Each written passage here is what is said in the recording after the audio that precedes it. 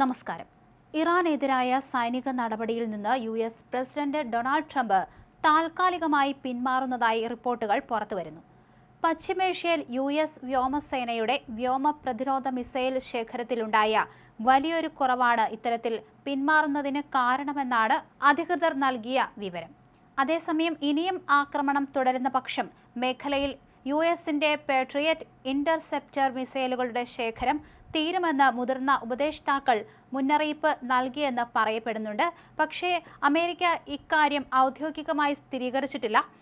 ഇതിൽ നിന്ന് പിന്മാറിയോ എന്ന കാര്യത്തിലും വിശദമായ കൂടുതൽ വിവരങ്ങൾ അമേരിക്ക നൽകിയിട്ടില്ല എന്ന് വേണം പറയാൻ. അതേസമയം ചെങ്കടലിലെ ചരക്ക് കപ്പൽ ആക്രമണങ്ങൾക്ക് മറുപടിയായി സൗദി സഖ്യസേന ഹൂതി വിമതർക്ക് നേരെ നേരിട്ടുള്ള ആക്രമണം നടത്തിയതിന് പിന്നാലെ മേഖലയിൽ സംഘർഷം മൂർച്ഛിച്ചിരിക്കുന്നു. യമനിലെ ഹൊദൈയ ഗവർണറേറ്റിലെ ഹൂത്തികളുടെ വാർത്താവിനിമയ സംവിധാനങ്ങൾ തകർത്തെറിഞ്ഞ സൗദി സഖ്യസേന ചെങ്കടലിലെ കപ്പൽ ആക്രമണങ്ങൾ നിയന്ത്രിച്ചിരുന്നത് ഇവിടെ നിന്നാണെന്ന് വ്യക്തമാക്കി.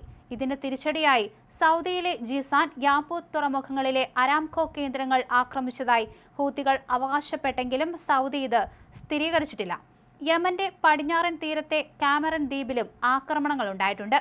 ഈ ചൂടേറിയ സംഘർഷങ്ങൾക്കിടയിലാണ് ഹോർമൂസ് കടലിടുക്കിൽ അമേരിക്കൻ സേനയുടെ ആക്രമണത്തിൽ ഒരു വാതക ടാങ്കർ കത്തി 2 നാവികർ മരിച്ചെന്ന വാർത്ത വരുന്നത്.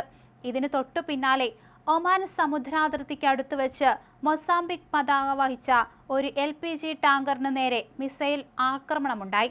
ഈ കപ്പലിൽ കുടുങ്ങിയ 28 ഇന്ത്യൻ നാവികർ ഉൾപ്പെടെയുള്ളവരെയാണ് ഇറാൻ സേന സാഹസികമായി രക്ഷിച്ചത്. ജീവനക്കാർ സുരക്ഷിതരാണെന്ന് ഇന്ത്യയിലെ ഇറാൻ സ്ഥാനപതി മുഹമ്മദ് ഫത്താലി ഉറപ്പു നൽകുകയും ചെയ്തു.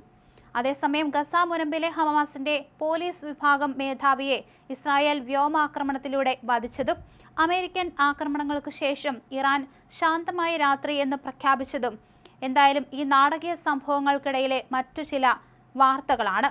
ജോർദാനിൽ US-ന്റെ വ്യോമ പ്രതിരോധ സംവിധാനം തുളച്ചുകയറാൻ ഇറാൻ മിസൈലിന് സാധിച്ചതും ആശങ്ക വർദ്ധിപ്പിച്ചിട്ടുണ്ട്.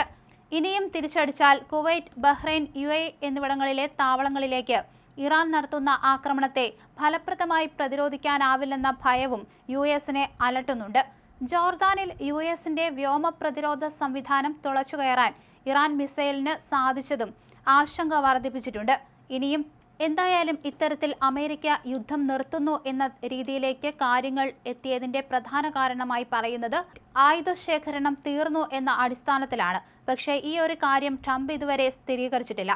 എത്രത്തോളം ആയുധങ്ങൾ ബാക്കിയുണ്ടെന്ന കാര്യത്തിൽ ഇനിയും അവർ ഒരു തരത്തിലുള്ള അഭിപ്രായവും രേഖപ്പെടുത്തിയിട്ടില്ല. അതുകൊണ്ട് തന്നെ ഇറാനെതിരായ ഈ ഒരു നീക്കം അവസാനിപ്പിച്ചോ എന്ന കാര്യത്തിൽ ഇനിയും വ്യക്തത വേണ്ടിവരും. അതേസമയം പല സ്ഥലത്തും ഇത്തരത്തിൽ കഴിഞ്ഞ ദിവസവും വലിയ രീതിയിലുള്ള ആക്രമണങ്ങൾ ഉണ്ടായി.